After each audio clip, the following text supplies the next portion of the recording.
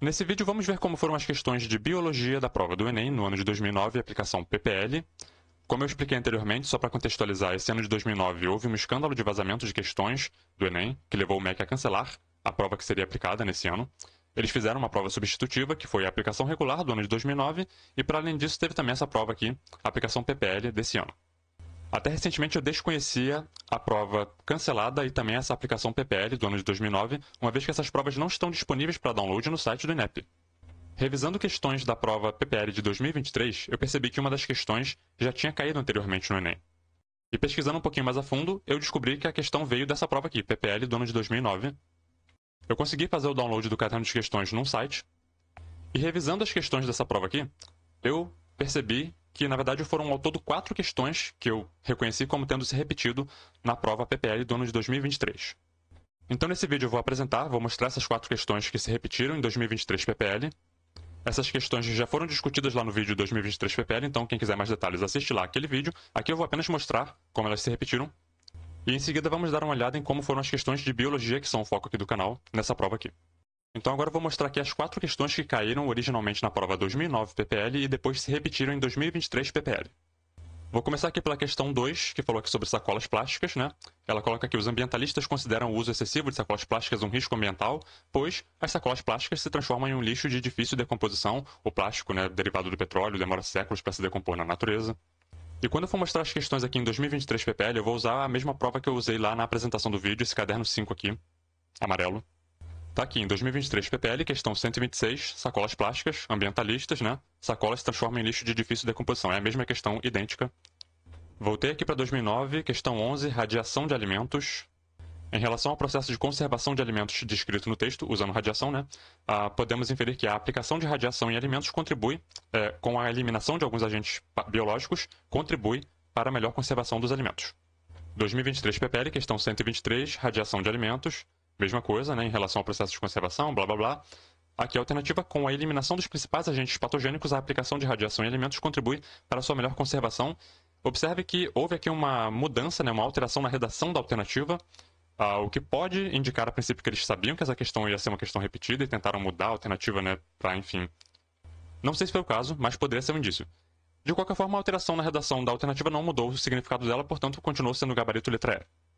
2009, questão 17, caatinga está em risco, a caatinga, né? A caatinga pode ser considerada um ambiente frágil, onde a desertificação pode ser evitada mantendo-se a vegetação nativa que impede a ocorrência desse fenômeno, a desertificação. 2023 PPL, a questão 115, a caatinga está em risco, mesma coisa, a caatinga pode ser considerada um ambiente frágil, mesma coisa, a desertificação pode ser evitada mantendo-se a vegetação nativa que impede o fenômeno, enfim. E por fim, 2009, questão 19, falando aqui sobre produtos orgânicos. Ela vai colocar aqui, apesar do custo mais alto, uma das vantagens do café organicamente cultivado é a técnica de cultivo orgânica, né, que favorece a conservação do solo. 2023 PPL, questão 114, produtos orgânicos, mesma coisa, né, apesar do custo mais alto, uma das vantagens do café organicamente cultivado é a técnica de cultivo que favorece a conservação do solo. Enfim, apresentei aqui 4 questões originais da prova de 2009 PPL, que se repetiram em 2023 PPL. O interessante é que, na aplicação regular do ano de 2023, eles perceberam ali 2 questões, se eu não me engano, que eram repetidas. Uma que veio do PPL de 2010, a outra do vestibular da UEG 2003, e essas questões foram anuladas. Até o momento da gravação desse vídeo aqui, eu não tenho percebido nenhum movimento no sentido de anular essas questões que eu mostrei aqui agora que se repetiram na aplicação PPL. O procedimento padrão, quando eles detectam uma questão repetida no Enem, sempre é anular as questões. Se não forem anuladas essas 4 questões que eu mostrei aqui no vídeo, isso abre um precedente grave de que talvez a partir de agora possam cair questões repetidas no Enem. Não sei se dá para fazer essa projeção tão drástica, mas o fato é que fica aberto aqui um precedente. E alguém pode pensar assim, mas como você mesmo disse, essas provas aí não estão disponíveis para download lá no site do INEP. Isso não importa, porque eu consegui acesso a essas provas, elas estão disponíveis na internet. A questão e os gabaritos. Isso já seria suficiente para essas questões não poderem ser novamente, né, colocadas nas provas, adicionadas nas provas do Enem. Certamente essas questões estão incluídas em bancos de questões de cursinhos preparatórios. E se essas questões de 2023 PPL não forem anuladas, fica a recomendação aí, né, que quem estiver se preparando para o Enem, revise questões antigas do Enem, memorize quantos gabaritos conseguir, porque pode ser que aconteça de novo. Eu sei que a minha análise é um pouco drástica, mas eu estou aqui sendo lógico. Bom, polêmicas à parte, vamos agora às questões de biologia. Eu vou tentar fazer uma revisão bem rápida aqui, só de algumas questões assim, que eu achei que são mais interessantes, que tem algum tema que eu acho que é fundamental que a pessoa estude e domine pelo menos o básico. Por exemplo, essa questão 5 aqui falou sobre flúor, né? O flúor sendo adicionado ali na água para prevenir cáries. E a forma como o flúor previne cáries nos nossos dentes, o mecanismo de ação, digamos assim, né, dessa técnica, é pelo acúmulo do flúor nos nossos tecidos. Ele vai se acumular, claro, também no tecido ali da nossa gengiva, né, naquela região, e eventualmente ele vai provocar ali alterações naquele ambiente que vão desestimular a formação da famosa placa bacteriana. Então, o fluoreto aqui, apesar de prevenir uma doença, aqui eles estão falando de níveis máximos, né, níveis máximos e mínimos de fluoreto adicionados à água para consumo humano. Em alguns momentos ali houveram, claro, né, algumas histerias populares, né, quando logo que começou a ser adicionado flúor na água. Uma parcela da sociedade não aceitou isso muito bem, achou que isso era uma coisa que ia trazer danos, né? E de fato, como o texto aponta aqui, doses muito elevadas de flúor na água podem provocar danos à saúde. Aqui ele está dizendo, o fluoreto, apesar de prevenir uma doença, acaba causando outras, pois age sobre tecidos do corpo que contém cálcio, e 99% do fluoreto ingerido não é excretado, permanecendo no corpo. Aqui a gente está falando de bioacumulação. Esse é o conceito que eu acho que todo mundo deveria ler um pouco e estudar um pouco, porque é importante. Aí a questão trouxe aqui um caso, né? Médicos de um posto de saúde de uma cidadezinha pequena começaram uma pesquisa e perceberam que uma parcela dos cidadãos daquela cidade apresentavam problemas na articulação e vários tipos de deformidades na arcada dentária. Suspeitando que a água da região pudesse possuir mais fluoreto do que o permitido pela Agência, né, de Regulação, Proteção Ambiental, os médicos deveriam ter. O que eles deveriam ter feito? Deveriam ter realizado mais exames para ter certeza, né, de que o problema era por conta do fluoreto na água, do flúor, nos pacientes e ter pedido o exame da água da região, alertando as autoridades se necessário. Se eles identificassem pelo resultado desses exames na água da região que havia realmente uma dose ali de flúor mais alta do que o indicado, deveriam alertar as autoridades para que fosse feito um controle. Lembrando que algumas fontes naturais de água podem já vir fluoretadas naturalmente, então assim, essa regulação, esse controle tem que ser feito constantemente pelas agências, pelos órgãos ali que são responsáveis pelo controle. Questão 6 falou sobre parasitologia, trouxe aqui um quadrinho da Turma da Mônica. O Chico Bento, né, a Rosinha, falando pra ele que ele estava muito cabeludo e que ele precisava ir num barbeiro para cortar o cabelo. E ele disse que não iria no barbeiro porque a professora disse que o barbeiro transmite mal de Chagas. Ou seja, ele fez aqui uma confusão, né, entre o barbeiro, aquele profissional que corta o cabelo, e o inseto, né, transmissor do Trypanosoma cruzi, que tem o nome popular de barbeiro em algumas regiões. Então, a doença de Chagas é uma parasitose causada por um protozoário, Trypanosoma cruzi, transmitido por um inseto, o barbeiro, Triatoma infestans. Tem outras espécies também. Por isso que em algumas questões você pode ver assim, o termo triatomínio, né? Que é uma subfamília, se eu não me engano, que diversas espécies ali que podem transmitir o Trypanosoma cruzi. O texto aqui discute que, além do ciclo silvestre agora dessa parasitose, em pessoas que moram ali num ambiente, né, mais rural, que fica diretamente exposto ao inseto, tem também agora uma transmissão, começou-se, né, a se detectar uma transmissão em ambiente urbano, que se dava não diretamente pela picada do inseto, né, pelo contato com o inseto, melhor dizendo, mas pelo consumo de alimentos, de produtos como açaí e cana-de-açúcar, onde nessas plantas poderia ter ali a presença do inseto, que poderia estar contaminado pelo parasito, né, pelo tripanossoma, e a pessoa ao consumir esse produto iria ingerir, contrair a doença, né, pela ingestão desse produto contaminado. Bom, mas na forma endêmica tradicional do mal de Chagas, o Trypanosoma cruzi é transmitido quando o barbeiro pica o ser humano e transmite o protozoário de suas fezes para a área picada. O barbeiro vai picar a pessoa, vai fazer uma ferida ali no local da picada. E se houver contato das fezes do barbeiro, que é onde vai estar o parasito, né, o Trypanosoma cruzi, com essa ferida, o parasito pode ganhar então acesso ao corpo da pessoa, né, e a pessoa vai estar infectada. O barbeiro tanto pode defecar próximo ali da ferida ou na própria ferida, ele pode passar, né, por cima da ferida com as patinhas dele sujas de fezes e contaminada, ou mesmo a pessoa quando vai coçar às vezes aquele local que foi picado, né, a pessoa às vezes dormindo assim, não percebe, passa a mão e espalha as fezes do barbeiro naquele local e, portanto, é contaminado pelo Trypanosoma cruzi. Então fica aqui a recomendação para se estudar, claro, o ciclo, né, de transmissão do Trypanosoma cruzi, dando atenção tanto para o ciclo silvestre, que eles estão colocando aqui, né, como endêmico tradicional, como também agora essa nova forma de transmissão no ambiente urbano pelo consumo de produtos ali alimentares. Questão 7 falou aqui sobre mudanças climáticas, né, as atividades humanas, atividades antrópicas, adicionando à atmosfera quantidades significativas de gases de efeito estufa, gás carbônico, né, dióxido de carbono, monóxido de carbono, metano. Prevê-se um aumento da temperatura média global entre 1 e 5,8 graus, né, 1,4 e 5,8 graus médios, né, na temperatura global, até 2100. E a parte que interessa pra gente é isso aqui, ó. Claro, tudo isso aqui que eu falei é importante, né? Mas Fenômenos biológicos como a interação inseto-planta podem ser afetados. Os calendários de floração, maturação de frutos e quebra de dormência das sementes de vegetais e de passagem de fases de insetos vêm sendo alterados, ou seja, os calendários naturais, né, estão sendo desregulados. Com isso, algumas plantas ficam prontas para polinização sem que seus polinizadores estejam prontos para ir lá polinizar, né, ou vice-versa. Então, com base no texto, os impactos das mudanças climáticas em nível mundial aumentam com o tempo, letra D, e atingem diversos parâmetros, desde climáticos, como o aumento da temperatura, como a gente viu lá no texto, precipitação e evaporação, até biológicos, interferindo no ciclo de vida de espécies e nas suas interações. Tudo isso estava no texto, era só a pessoa ler o texto com atenção que a pessoa mataria aqui a questão. Então essa questão aqui foi importante porque quando a gente fala de aquecimento global, a gente pensa logo nas geleiras derretendo, aumento do nível do mar, e tudo isso é importante. Mas é bom também focar nessa coisa dos fenômenos biológicos, essas coisas parecem menores, né, parecem menos importantes, mas também estão sendo radicalmente afetadas pelo aquecimento global. Questão 8 também sobre mudanças climáticas e ação antrópica, né? O Enem sempre gostou muito de explorar esse assunto. Muitas são as causas para a diminuição e consequente extinção de diversas espécies vegetais e animais, entre as quais se destacam aquelas provenientes da ação antrópica, né? Como poluição, uso abusivo de recursos naturais, expansão da fronteira agrícola, crescimento urbano industrial. E repara que o texto aqui ele enfatiza a questão do desmatamento, né? Anualmente, 17 milhões de hectares de floresta tropical são desmatados. E se a coisa continuar nesse ritmo, entre 5 e 10% das espécies que habitam florestas que dependem desse habitat, né, estarão extintas nos próximos 30 anos. Portanto, considerando-se a importância da biodiversidade para a preservação da vida, é correto afirmar que a cultura de florestas, e aqui cultura a gente entende como literalmente assim, um plantio, né, o reflorestamento, como também a manutenção dos fragmentos que existem hoje e das próprias florestas, né, tendo em vista da necessidade de preservação e manutenção da biodiversidade em nível global, seria uma forma de reduzir a pressão sobre a biodiversidade das florestas nativas. Esses animais, essa fauna, essa flora que depende desse habitat, vão continuar tendo ali sua casinha para morar, portanto continuar tendo um risco, obviamente, né, sempre existe o risco de extinção por outros fatores, mas pelo menos não pela perda de habitat. Questão 9 falou sobre virologia. Ao invés de se preocuparem com a questão de serem seres vivos ou não, os biólogos moleculares se interessam em observar o modo pelo qual eles desvirtuam em seu próprio benefício o funcionamento de uma célula, desencadeando doenças. O vírus ele não tem uma célula propriamente dita, ele não tem maquinária completa, né, para fazer a reprodução do genoma dele, então ele precisa invadir uma célula e utilizar a maquinária daquela célula, as proteínas, né, enfim, para fazer então a replicação do seu DNA, do seu genoma, melhor dizendo, pode ser DNA, pode ser RNA.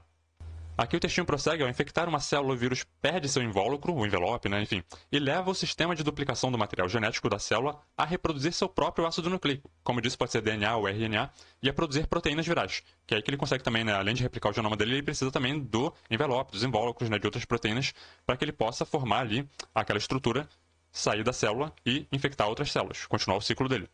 Se não houver uma célula hospedeira, ele é uma partícula inerte, por isso que fica essa dúvida se é ser vivo ou não. Eu particularmente acho que não é. Ele é um parasita, ele depende integralmente do ambiente intracelular para viver. Mas isso é uma discussão muito densa. Considerando-se as características fisiológicas do vírus, infere-se que seu material genético altera o metabolismo da célula hospedeira. Interessante que a D coloca aqui, o vírus pode existir também na forma de vida livre. A gente não pode falar de vida em relação a vírus, né? Para começo de conversa. O vírus existe fora da célula, mas ele existe, como eu disse, de uma forma assim, inerte. Ele depende da entrada na célula para que ele possa, então, entrar em atividade de replicação do genoma dele. Então, estudem, né, ciclo de infecção viral, estudem aqueles ciclos lítico, lisogênico, estudem, né, bacteriófagos, estudem classificação de Baltimore, que é uma classificação que é feita dos vírus a partir do genoma deles, se é um genoma de RNA, DNA, DNA fita simples, DNA fita dupla, RNA fita simples, fita dupla, fragmentado, sentido positivo, sentido negativo, enfim, isso é importante.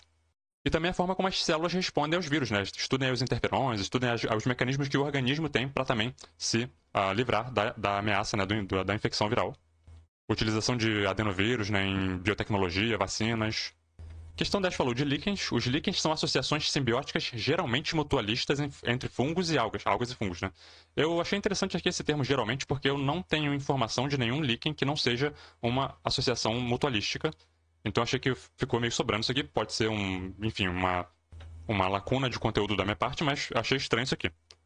Como alguns desses organismos são muito sensíveis à poluição ambiental, os líquens têm sido utilizados, né, como bioindicadores de qualidade do ar. Líquen geralmente gosta muito, aí sim, né, geralmente, gosta muito de ambientes super limpos. Eles não resistem muito assim, a ambientes poluídos. Então, se você chega num lugar que tem muito líquen, o ar ali é relativamente puro. Agora, suponha que determinada área apresentava grande diversidade de líquens, portanto o ar ali é relativamente puro, porém após a instalação de uma indústria no local, então aqui já começa a ter poluição do ar atmosférico, passou a emitir grande quantidade de poluentes, tem-se observado o aumento da abundância de certos líquens, mas a redução geral da diversidade, ou seja, continua tendo ali alguns tipos, né, algumas espécies, certos líquens, mas outros não gostaram e acabaram diminuindo em termos de abundância. Ou seja, houve uma sensibilidade diferencial ali entre os tipos de líquen que tinham naquele local. Alguns resistiram à poluição e outros não.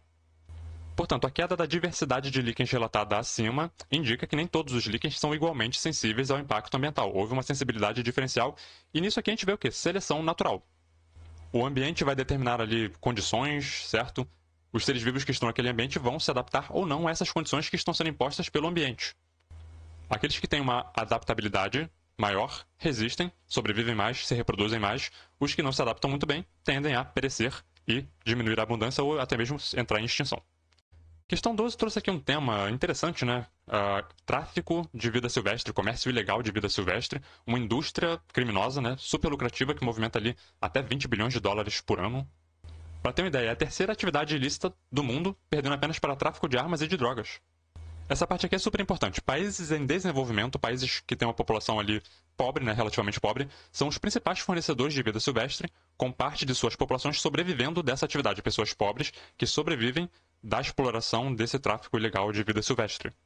Da caça e da comercialização, seja de animais, às vezes plantas também, né, ou de produtos derivados desses animais ou plantas. E o Brasil, que é um grande reservatório de biodiversidade no mundo, não poderia ficar de fora dessa, né? Então, se você for lá para o Nordeste, você vê esses animais sendo comercializados nas rodovias, mesmo nas estradas. No Sudeste, Rio de Janeiro e São Paulo, você vê eles em feiras livres, até mesmo pet shops. E também sendo, claro, né, exportados, né, através dos aeroportos e dos portos. O texto permite afirmar que o comércio ilegal de vida silvestre ele é um exemplo de relação entre condições socioeconômicas e impactos ambientais. Quando o texto coloca aqui nessa coisa dos países subdesenvolvidos, a população mais pobre sobrevivendo dessa prática, né? Enfim. A questão citou esse texto aqui, primeiro relatório nacional sobre o tráfico de fauna silvestre. Tem muita informação interessante nele, eu vou apenas mostrar aqui uma parte aqui desse capítulo 5, tipos de tráfico, que eu achei bem interessante. Olha só, tráfico de animais, né, para colecionadores particulares e zoológicos.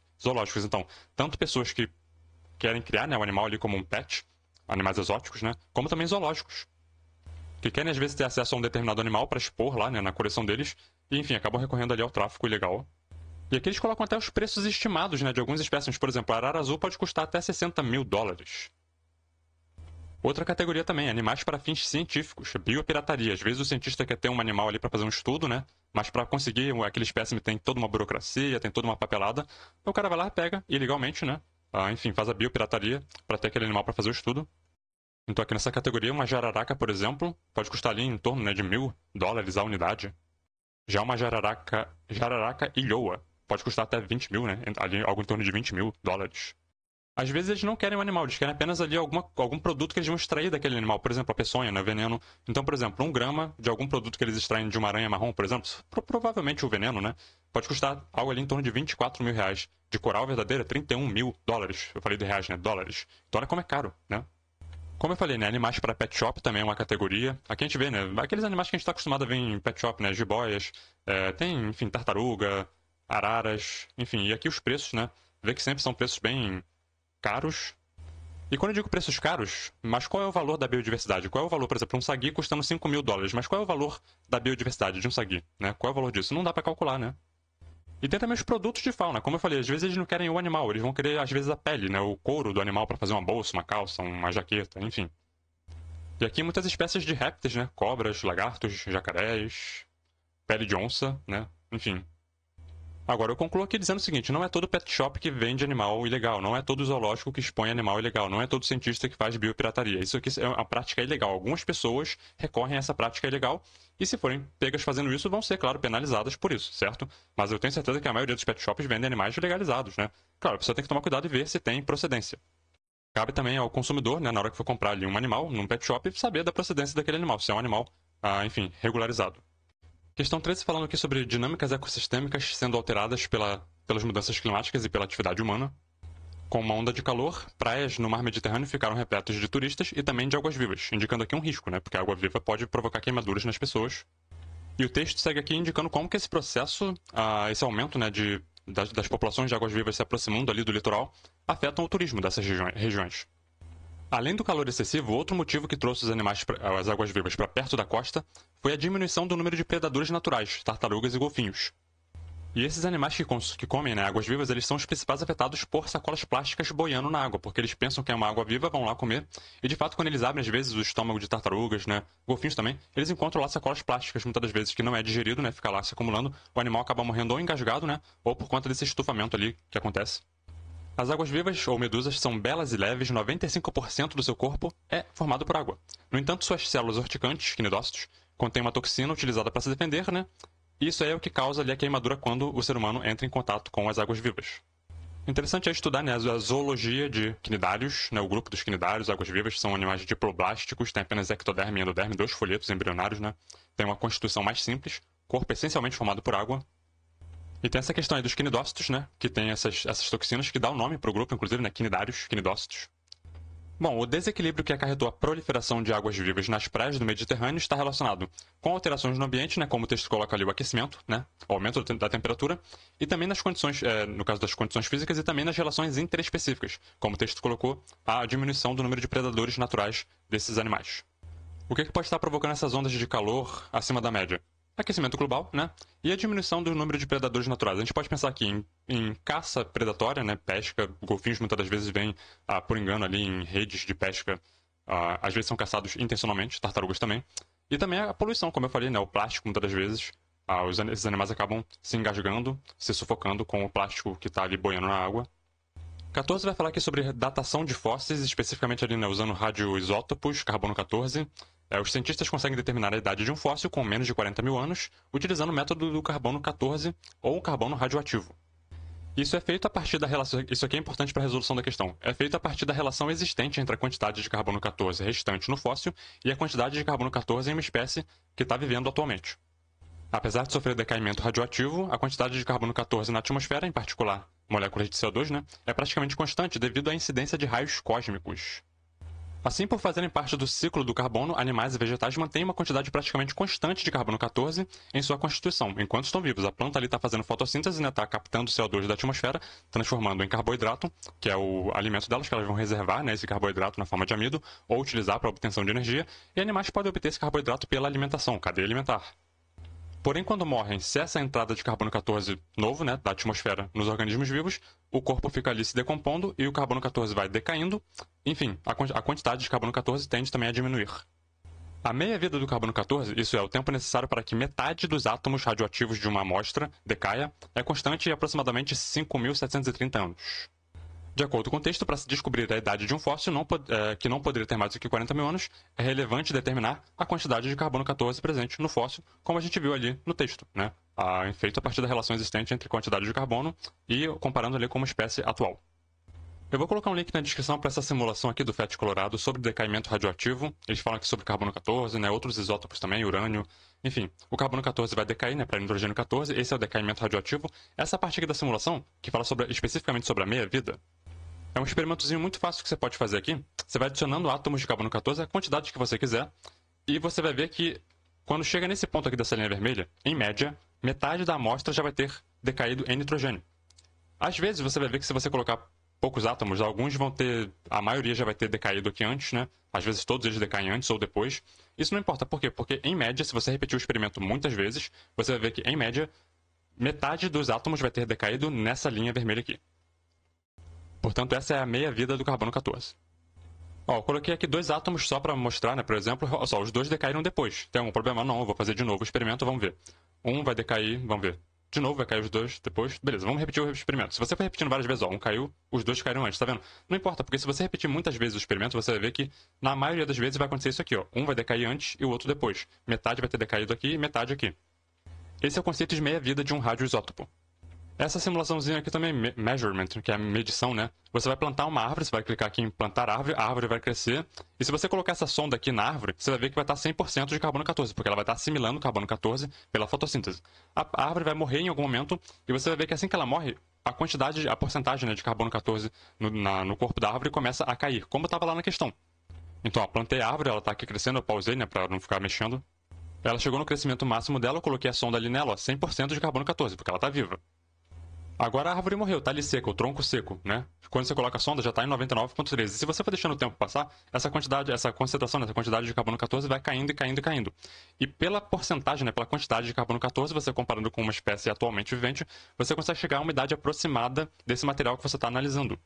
Essa parte aqui da simulação também é bem interessante porque você consegue fazer medições, né, em seres vivos e também em coisas, materiais que já estão mortos, e você vê que a quantidade de carbono 14 muda, mas você também percebe uma coisa, tem materiais que você não vai poder usar o carbono 14 para medir, porque não tinha carbono em primeiro lugar. Então, rochas, por exemplo, que estão muito lá fundo, além de serem coisas muito antigas, né, você vai precisar de um outro isótopo que tem uma meia-vida maior, e que, sobretudo, esteja presente naquele material em primeiro lugar, né? Como, por exemplo, urânio, para medir rochas, né? Você vai preferir usar um outro radioisótopo que vai te dar a condição de medir a idade daquele material. Questão 18 fala um pouquinho sobre isso que a gente acabou de falar e fala sobre fotossíntese também, se você parar para refletir um pouquinho. Um estudo experimental mostrou que a cana-de-açúcar, uma gramínea C4, mantida em ambiente com o dobro de concentração de CO2, realiza 30% a mais de fotossíntese e produz 30% a mais de açúcar que uma cana-de-açúcar num ambiente normal com concentração normal de CO2. Nas câmaras que mantinham esse ar rico em gás carbônico, cresceram plantas também mais altas e mais encorpadas. Depreende-se do texto que o CO2 é incorporado para a produção de biomassa através da fotossíntese. Aproveito para deixar a recomendação aqui de se estudar os tipos de fotossíntese, né? Fotossíntese C3, C4, CAN. A cana-de-açúcar é uma gramínea que faz fotossíntese C4. A fotossíntese C4 é um mecanismo adaptativo de algumas plantas para lidar com problemas envolvendo fotorrespiração, que é um outro tema também que é importante de se estudar. E, ironicamente, plantas C4 em ambientes com muito CO2, assim, muito mesmo exagerado de CO2, elas têm menor eficiência do que plantas C3. Isso tudo que eu estou falando assim genericamente para estimular você a estudar. Eu vou colocar texto na descrição sobre isso, porque são temas que eu considero que são importantes, que não estão diretamente aqui na questão, né, de forma objetiva, mas são temas que você consegue extrair daqui do contexto do que foi discutido aqui na questão. Questão 20 falou aqui sobre Darwin. Assim que Darwin chega, né, de sua viagem em Londres, ele começa ali a redigir a teoria dele, o livro que ele ia compor, né, Origem das Espécies por Seleção Natural. Bom, enquanto isso, uma grande ideia estava se formando em sua mente. Será que suas reflexões iniciais a bordo do navio estavam certas? Seria possível que novas espécies pudessem surgir de velhas espécies? Se fosse possível, como isso poderia ter acontecido? E, eventualmente, ele vem com o mecanismo da seleção natural. Lembrando que a Origem das Espécies é uma coautoria de Darwin e Wallace. Wallace também chegou a conclusões muito semelhantes, de maneira independente a Darwin. E ambos tiveram a oportunidade ali de trocar figurinhas. Agora, atenção aqui. Vários anos após o término de sua viagem ao redor do mundo, Darwin publicou sua revolucionária teoria de evolução das espécies por seleção natural. Graças às reflexões desse cientista, ou seja, graças às ideias que Darwin trouxe, né, no livro dele, hoje sabe-se que eles colocaram no gabarito letra E algumas características que podem contribuir para a sobrevivência e reprodução de certos indivíduos em determinados ambientes, que basicamente é seleção natural. Indivíduos com características mais adaptadas a determinada circunstância ambiental, interações também com outras espécies, né, que é traduzida ali em sucesso em sobrevivência e reprodução. Os mais adaptados sobrevivem mais e deixam mais prole, segundo aqui a seleção natural. Hoje a gente sabe que a seleção natural não é a única força evolutiva. A gente tem também ali a deriva genética, a gente tem, enfim, mutação, recombinação, coisas mais moleculares, né, genéticas, que Darwin não tinha acesso a essa informação. Por isso que nem sempre quem sobrevive e se reproduz mais é quem é o mais adaptado. Às vezes é quem sobrou depois de uma catástrofe que aconteceu em algum lugar. O ponto que eu vou problematizar aqui é quando eles colocam na letra B, a seleção natural é o único mecanismo conhecido responsável pelas mudanças evolutivas nos seres vivos. Hoje a gente sabe, como eu acabei de falar, a gente sabe que não é o caso. A gente sabe que existem outras forças evolutivas. Mas eles colocaram bem claramente aqui no comando, segundo as reflexões de Darwin. Portanto, segundo as reflexões de Darwin, ele só propôs um mecanismo, seleção natural. Para ele, segundo o que ele disse, se tivesse parado o tempo ali em Darwin, a gente só saberia de seleção natural. Eu reconheço que às vezes eu sou meio pedante nas minhas análises, mas é só para deixar bem claro assim, como que um comando e uma alternativa redigida de maneira meio, enfim, muito aberta, muito ampla, muito, às vezes, imprecisa, né, pode dar espaço ali para alguns recursos. Se eu fosse o revisor dessa questão aqui, eu tiraria essa alternativa B e substituiria ela por uma outra coisa para não dar dor de cabeça eventualmente no futuro. Questão 21 trouxe aqui um texto enorme falando aqui a história do soro antiofídico. Eles falam aqui sobre Louis Calmette, do Instituto Pasteur, que desenvolveu ali, né, pioneiramente um soro, né, contra a picada de cobras naja. Então, um soro ali específico, né, para cobras naja. E aqui no Brasil a gente tinha Vital Brasil pesquisando ali com espécies nativas, jararaca, cascavel. Jararaca é Botrops, jararaca, né, e cascavel é Crotalus. Aí, resumindo a história aqui, um trabalhador lá de um zoológico lá em Nova York, ele teve um acidente ali com uma cobra do gênero Crotalus, né, cascavel lá dos Estados Unidos, e tentaram aplicar nele o soro de Calmette, que era um soro para cobras Naja, e não funcionou. Aí pegaram, né, o soro desenvolvido por Vital Brasil, que era específico para Crotalus, e funcionou. Como o soro antiveneno de Calmette não funcionou, a surpresa dos cientistas e do público em relação à cura do funcionário deveu-se ao fato de que naquela época não se tinha muito conhecimento ainda, né, sobre a atuação de soros no organismo que forneceriam anticorpos apropriados específicos, né, para neutralizar antígenos específicos. O soro para Naja não vai ter a ação, especificidade, né, contra, por exemplo, veneno de cascavel, como foi o caso ali da história. Você precisa de um soro específico para um antígeno específico. A questão citou esse texto aqui, Providencial Coincidência na História do Ofidismo. Vou colocar um link para ele para quem quiser ler, não é muito longo não, 11 páginas. Aqui tem uma parte que ele falou, ao contrário de Calmette, que acreditava que o soro antinaja fosse polivalente, ou seja, que ele serviria para qualquer veneno de qualquer serpente, servindo para qualquer espécie, né? Vital Brasil defendia a ideia de especificidade do soro, baseado no fato de que o soro, por ele preparado com veneno de jararaca, do gênero Botrops, não neutralizava o veneno de cascavel do gênero Crotalus, então tinha que ser uma coisa específica. Questão 25 trouxe aqui um mito indígena. É interessante trazer essas peças culturais, né, dessas populações indígenas. Basicamente é uma historinha para explicar por que as mulheres menstruam e os homens não. Segundo o mito, antigamente os homens é que ficavam menstruados e isolavam-se num taperzinho, que deve ser um quartinho, né, perto da aldeia. A história conta aqui que um jovem índiozinho, né, ficou ali reservado no cantinho dele, né, enquanto ele estava naquele momento, e passaram algumas menininhas ali rindo, né, caçoando dele naquele momento. Ele ficou com muita raiva daquelas meninas que passaram zoando ele. Ele pegou um pouquinho de sangue, colocou ali num negócio, jogou aquele sangue na direção das meninas e acertou uma delas bem no meio das pernas. A partir desses dias, as mulheres é que passaram a ficar menstruadas e os homens agora é que zombavam delas. O texto acima, que expressa um mito indígena, trata de forma bastante diferente de que se percebem a menstruação de forma bastante diferente. Teve algum problema aqui na redação desse parágrafo? Qualidade Enem de redação. Embora no mito indígena a menstruação seja abordada como algo negativo, ela é considerada muito importante, fisiologicamente falando, né? Pois ela é a eliminação do endométrio, revestimento que se torna mensalmente mais espesso e rico em vasos sanguíneos, preparando-se para uma possível gravidez. O espessamento do endométrio, preparando ali para a implantação, né, de um possível embrião que possa se formar pela fecundação dos gametas. Se não houver a implantação desse embrião, o endométrio descama e é liberado juntamente com o sangramento porque rompem-se, né, os vasos sanguíneos que foram criados ali para nutrir aquele tecido. Você encontra informação sobre o ciclo menstrual em qualquer livro didático, né? Mas eu gosto sempre de recomendar assim, materiais que estejam à disposição, às vezes, facilmente na internet. Por exemplo, na Wikipédia tem aqui o artigo, né, que tem essa imagem aqui, que é um esqueminha que dá aqui todas as informações sobre o ciclo, né? Tem aqui a duração em dias, por volta ali do 14º dia. Tem ali o evento da ovulação, né, bem no meio aqui. Tem a fase folicular, a fase luteínica, digamos, a variação no nível dos hormônios, né? Tem ali os hormônios, o FSH, o LH, estrogênio e progesterona. Aqui no ovário, a maturação do folículo, a liberação do óvulo, a formação do corpo lúteo, tudo isso está aqui, né? E aqui a gente vê aqui no ciclo uterino o endométrio se espessando ali, fase proliferativa e fase folicular, e eventualmente ao final, se não houver a implantação do embrião, menstruação, que é a descamação do endométrio que se espessou. Esse artigo do manual MSD também, super interessante, também tem uma imagem aqui, que eu gosto muito, que é essa aqui. Repara que tem tudo aqui também, né? A duração do ciclo em dias, fase folicular, fase lútea, a ovulação acontecendo aqui por volta do 14º dia, e aqui a gente vê aqui embaixo, ó, o revestimento uterino, né, o endométrio se espessando ao longo do ciclo e eventualmente quando chegando no final aqui, se não houver a implantação do embrião, ocorre a descamação, que é a menstruação. E aqui em cima todos aqueles detalhes, os hormônios, né, ciclo hormonal hipofisário, ciclo ovariano, de novo, né, o folículo, o corpo lúteo, enfim, o estrogênio e progesterona. Importantíssimo estudar isso aqui. 27 falou sobre genética mendeliana, tem um monte de informaçãozinha aqui no texto que a pessoa tem que prestar atenção para poder resolver a questão. Geralmente são questões fáceis, mas é bom prestar atenção. Considere que exista um gene com 2 alelos, um dominante que permite a expressão de cor, então, o alelo dominante permite a expressão de cor, e um recessivo que não permite a expressão de cor. Considere que em um oceano existem 2 ilhas próximas, mas a princípio elas estão separadas. Na ilha 1, todos os ratos apresentam pelagem branca, indicando aqui que eles contêm, né, o alelo recessivo, que não permite a expressão da cor. Na ilha 2, todos apresentam pelagem selvagem, indicando que eles têm pelo menos uma cópia do alelo dominante que permite a expressão da cor. Aí o texto vai trazer aqui que, por conta ali de alguma atividade vulcânica, criou-se ali uma ponte entre essas 2 ilhas e agora essas 2 populações que antes estavam separadas podem interagir. Suponha que, em decorrência disso, todos os acasalamentos tenham ocorrido entre ratos de ilhas diferentes, ou seja, na primeira geração, a F1, ela vai ser produto do cruzamento entre, necessariamente, ratos da ilha, vamos colocar aqui, ilha 1, com ratos da ilha 2, necessariamente, cruzamentos preferenciais.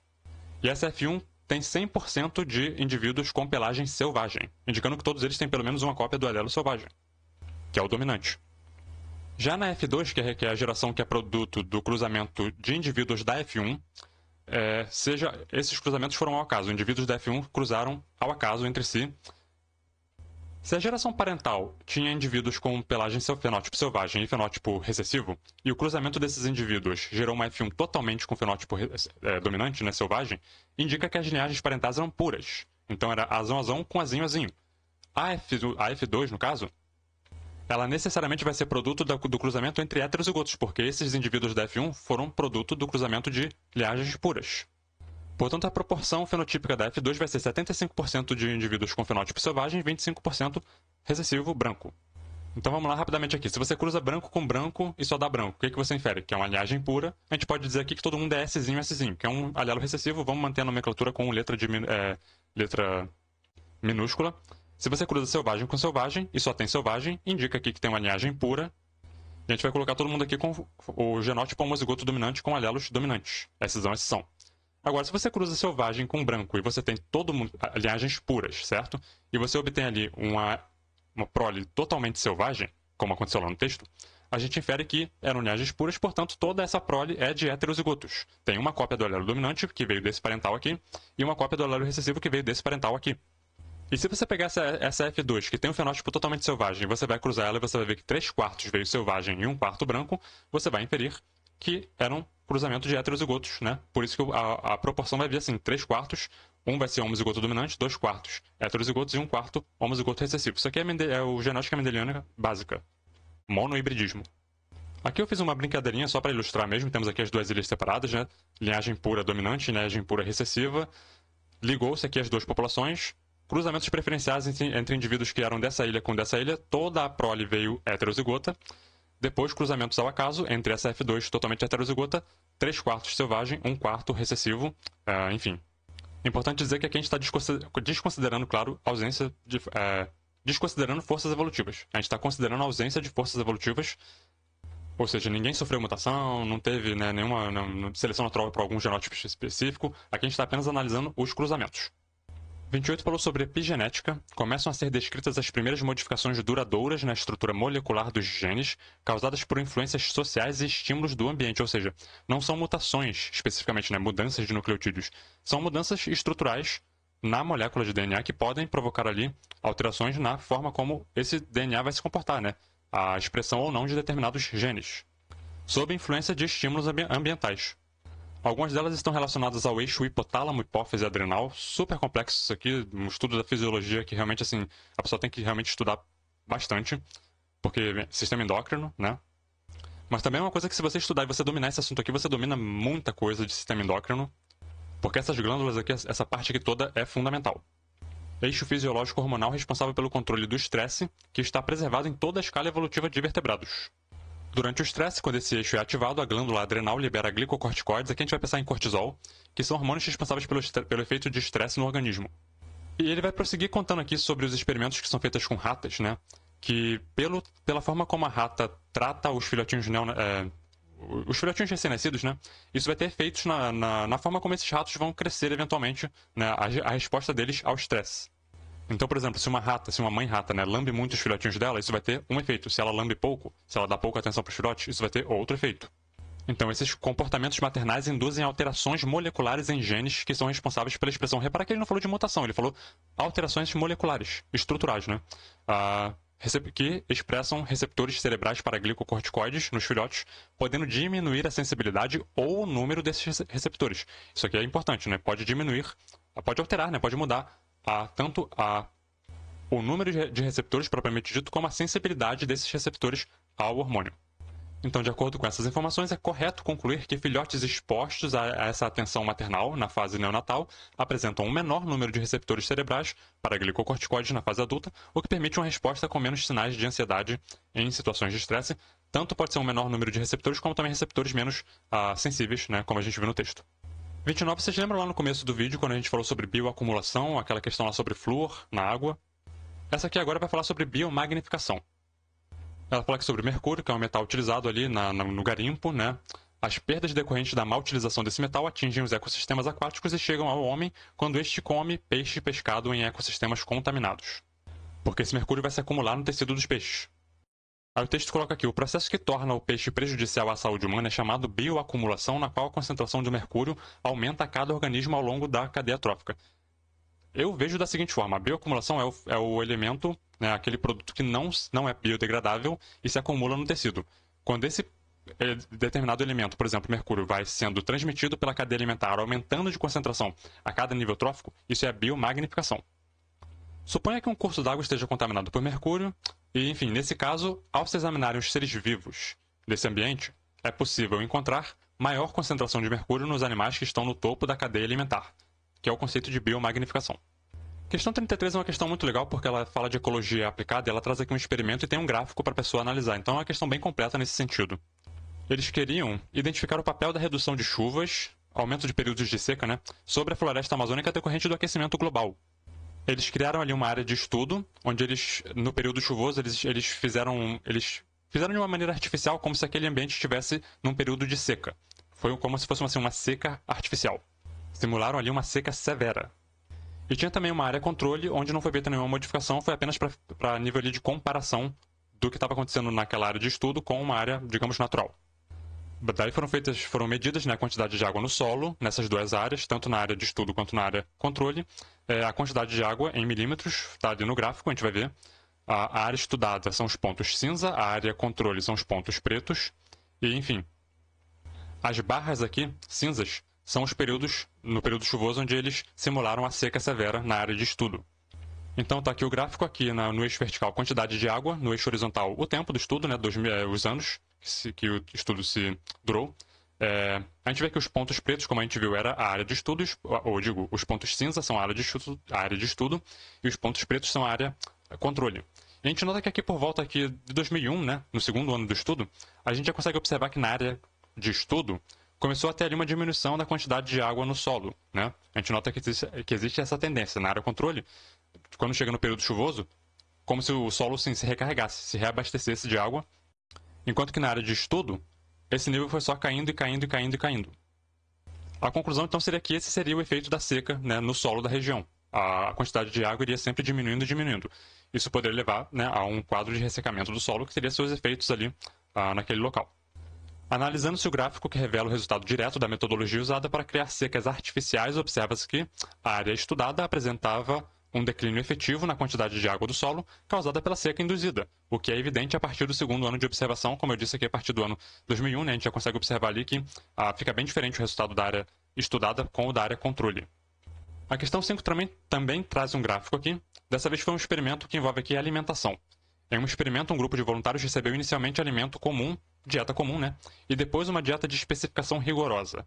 As suas necessidades proteicas foram satisfeitas com aminoácidos, a necessidade de massa com gorduras essenciais e a necessidade de carboidrato. Eles podiam receber glicose ou uma mistura de glicose e sacarose, que é o açúcar comum, né, aquele açúcar refinado de cozinha, um disacarídeo e sacarose. As fases do experimento foram descritas a seguir. Nas primeiras 4 semanas, os indivíduos comeram uma dieta normal, comum. Da 4ª à 8ª semana, o suprimento de carboidrato foi apenas glicose. Da 8ª à 12ª semana, a fonte de carboidrato, eles misturaram 75% de glicose e 25% de sacarose. E após a 12ª semana, a fonte de carboidrato voltou a ser apenas glicose. E o gráfico ali em cima mostra os resultados desse estudo, desse experimento, em termos da taxa de colesterol no sangue. Ou seja, como cada configuração de dieta alterou a taxa de colesterol no sangue. Eixo vertical aqui, taxa de colesterol em miligrama por decilitro. Aqui no horizontal, as semanas de estudo. Na fase que eles receberam ali uma dieta comum, né, comida normal. A gente tem aqui essa taxa de colesterol bem alta, né? Na fase 2, quando eles começaram a colocar só glicose, né, como fonte de carboidrato, repara que a taxa de colesterol cai bastante. Na fase 3, eles passam a receber aquela mistura de glicose com sacarose. E a taxa de colesterol volta a subir um pouco. E na fase 4, quando volta para ter apenas glicose como fonte de carboidrato, de novo a taxa de colesterol cai bastante. Basicamente indicando aqui que a sacarose tem ali efeito no aumento da taxa de colesterol no sangue. Do experimento descrito, é correto concluir que o nível de colesterol no sangue pode ser diminuído com a redução da ingestão de sacarose, açúcar comum, como a gente viu lá no gráfico. 39, falando aqui sobre células tumorais. A ideia de que uma pequena população de células tronco malignas pode causar câncer não é exatamente nova. Lembrando que aqui a gente está falando de uma prova de 2009, tá? Esse assunto aí é um assunto né? Enfim, ele acaba se desenvolvendo muito rapidamente, muita informação nova desde esse tempo para cá. E eu não sou especialista nisso aqui, então assim, eu vou falar muito pouco sobre essa questão aqui, mas vou colocar textos na descrição, textos assim bem referenciados para quem quiser dar uma lida mais aprofundada, e recomendo utilizar livros, texto e livros didáticos para ler mais sobre isso aqui, porque é um tema super complexo. As primeiras pesquisas com células-tronco na década de 50 e 60 tiveram início justamente com tumores. As células capazes de gerar tumores se parecem com as células-tronco em vários aspectos. Entre esses aspectos, muita redação ruim aqui, muitos erros, né, de redação mesmo. Enfim, inclui-se a capacidade de originar vários outros tipos de tecido. Aqui a gente está falando de células-tronco, que são células indiferenciadas, e células tumorais que também têm ali algum nível, algum grau de indiferenciação, e que, portanto, teriam também essa plasticidade de conseguir, muitas das vezes, se migrar e se instalar num outro tecido e formar ali também um tumor, né? Repara que a letra F colocou proliferação agressiva, típico de células tumorais, né? Que faz com que invadam outros tecidos. Isso aqui é metástase, né? São características só das células tumorais, no caso. Alta especialização. Células-tronco não são altamente especializadas, né? Como eu disse, é um tema super complexo, recomendo muito a leitura sobre isso aqui. Sempre procurando assim um site, né, uma fonte confiável, então assim um site do governo, o INCA, Instituto Nacional do Câncer, falando aqui, né, sobre como se comportam as células cancerosas. São células que se multiplicam de maneira desordenada, então aquela coisa descontrolada, né? Aquela proliferação excessiva, que podem acabar se desprendendo do tumor, né, e se deslocar invadindo tecidos vizinhos, né? São menos especializadas em suas funções do que as correspondentes normais, então aqui tem um esqueminha, né? Uma célula cancerosa, um tecido alterado, já a formação aqui de um tumor, a invasão de um tecido vizinho, né? A metástase, quando uma célula tumoral sai do tecido original dela e migra até um outro tecido e se instala lá e forma um novo tumor naquele outro tecido, e isso é o conceito de metástase. E por fim, a 43 eu também achei ela interessante aqui, ela fala sobre o uso da biomassa vegetal, né, na produção de combustíveis, biocombustíveis. Não é a primeira vez que os cientistas brasileiros são colocados diante do desafio de encontrar uma fonte de energia renovável como alternativa ao petróleo. Tampouco é a primeira vez que uma planta que cresce por si só como mato é vista como a salvação da lavoura e depois se torna uma frustração para os produtores. Os pesquisadores temem que a riqueza da biodiversidade brasileira confunda produtores rurais e os leve a subestimar o desafio científico e tecnológico de transformar qualquer planta promissora e dela obter uma commodity agroindustrial como se fez com a cana e o etanol, né? A produção de etanol a partir da cana-de-açúcar. O título do texto: Sem ciência, biodiversidade não garante produção. Uma das grandes limitações para uso em escala comercial de espécies vegetais nativas ainda não domesticadas, ou seja, espécies realmente assim silvestres, selvagens, né, no estado selvagem delas, para a produção de energia deve-se ao fato de que essas plantas, em geral, apresentam baixa uniformidade de crescimento. Eles estão colocando aqui no texto, né, sem a ciência, ou seja, sem o estudo, sem a pesquisa, sem muitas das vezes a modificação genética. Você pegar uma espécie ali e querer fazer uma produção em larga escala utilizando ela, quando você usa uma espécie, por exemplo, não domesticada, né, você tem menos o quê? Menos previsibilidade, menos controle, menos certeza de resultado, né? Eles estão preocupados aqui com produção, com resultado, né? Enfim, espécies nativas ali não domesticadas, né? Elas têm o tempo delas de crescimento, elas não estão assim necessariamente seguindo o calendário do produtor que quer plantar o negócio e colher, ele quer plantar tal dia e saber que vai colher tal dia, que a planta vai crescer, que ele vai, enfim, botar tal coisa, vai regar tantas vezes e ela vai atingir aquele tamanho e tendo, né, a quantidade ali que ele precisa para a produção e ter o lucro dele. Por isso que nessa área geralmente eles apostam nas monoculturas, né? Teve aí o milho, a mamona, a cana-de-açúcar, que são plantas que geralmente assim, já são conhecidas na agricultura e que entregam ali um resultado previsível, né? Com um crescimento uniforme, né? Com isso ficamos por aqui. Nesse vídeo eu apresentei aquelas 4 questões dessa prova aqui que se repetiram em 2023 PPL. Não sei o que vai acontecer, não sei se vão anular essas questões. Enfim, provavelmente esse meu vídeo aqui não vai ter alcance para chegar lá no MEC ou no INEP e levar, né, eles a terem conhecimento disso. Então, se alguém estiver assistindo aí e se sentiu comprometido por conta dessa repetição e participou, né, do Enem PPL 2023 e se sentiu prejudicado por essa repetição, entra lá com recurso, enfim, manda uma mensagem, expõe esse caso, pode usar esse vídeo aqui como referência. E enquanto isso, agora, pelo menos temporariamente, minha playlist está completa. Ficamos aqui no aguardo do Enem 2024. O próximo vídeo aqui do canal será provavelmente a primeira fase da OBB 2000, a OBB 20ª edição. Enfim, nos vemos então. Até lá.